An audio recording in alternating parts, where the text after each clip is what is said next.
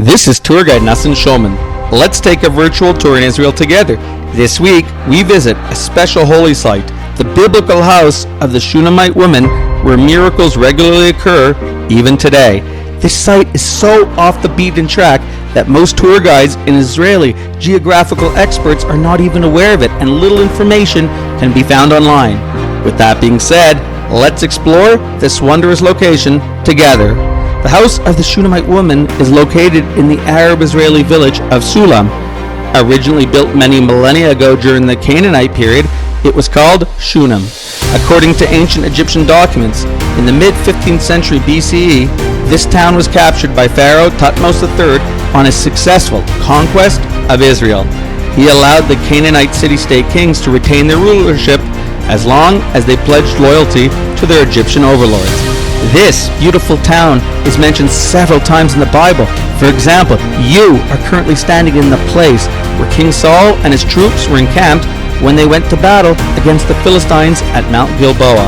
In this battle, Saul and his son Jonathan were killed, and subsequently David was proclaimed king. Speaking of David, he had a beautiful companion named Abishag who was from this town. Of course, the most prominent biblical story that happened here was during the time of Elisha, the holy student of Elijah. As he was an important prophet, he would travel throughout Israel in order to teach the people Torah and encourage them to better themselves through repentance. Because where we stand was located near a major crossroads junction, Elisha would often pass through Shunam. Do you want to see the exact spot where he would lodge? Turn around and look at that wall. It was built exactly on the same spot where the entrance door to the house was located. Who lived there?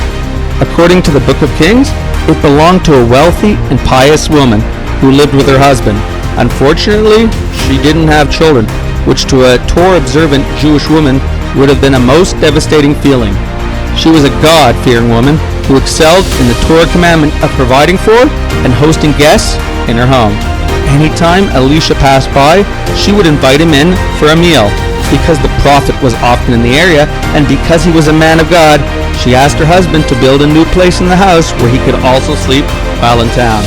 According to Jewish sources, her husband actually built a very strong stone structure so he would have maximum privacy. The next time Elisha was in town, he accepted her offer to stay over. As he lay down to sleep, he called for his attendant, who often traveled with him, and told him to ask the woman if there was anything he could do for her in order to show his gratitude for her kind hospitality. However, the polytheist woman had no ulterior motives for hosting him and asked for nothing, implying that she was content with everything God had already given her. Elisha the prophet still wanted to reward her and asked his attendant if he had any ideas for what they could do. Because the couple was old and indeed past childbearing age, his attendant suggested the prophet give his blessing so they should have a child. After he prayed for her, Elisha called her into the room and told the overjoyed, soon-to-be mother that she would have a child in 1 year. According to Jewish sources, that child was none other than the future prophet Habakkuk, whose prophecies are recorded in the Bible. Come, follow me. Do you see those fields surrounding the town? In one of them, the son, now a teenager, was helping his father when he complained of head pains. He was brought home to the house we just saw and died in his mother's lap. His lifeless body was laid onto the bed in Elisha's room, and saddling her donkey, she headed up to Mount Carmel to find the prophet. When she arrived and saw Elisha, she ran to him and grasped his legs and told him about her son, saying that she would not leave unless Elisha came with her. When they arrived back to this house, the prophet went to his room and saw the body. He shut the door behind him, prayed to God, and went on top of the boy, placing his mouth upon the boy's mouth, his eyes upon the boy's eyes, and his palms on the boy's palms. He then got up, paced back and forth while deep in heavy prayer. He then laid on top of the boy again, and suddenly the boy sneezed 7 times and opened his eyes. The prophet then summoned the Shunamite woman, who was overjoyed to see that her son was miraculously alive again. Let us walk back to the wall, which marks the location of the entrance of the ancient house. Unfortunately, little information exists about this wonderful site online, and few have even heard of it.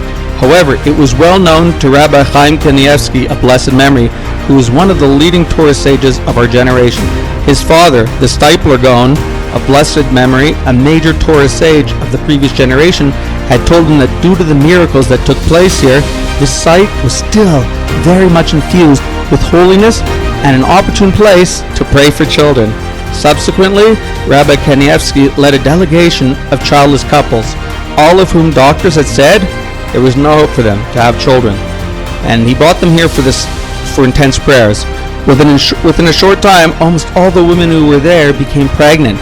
Since then, he encouraged all childless couples to make the effort to pray at this amazing site. And indeed, there is a long list of miraculous stories that have happened here since then.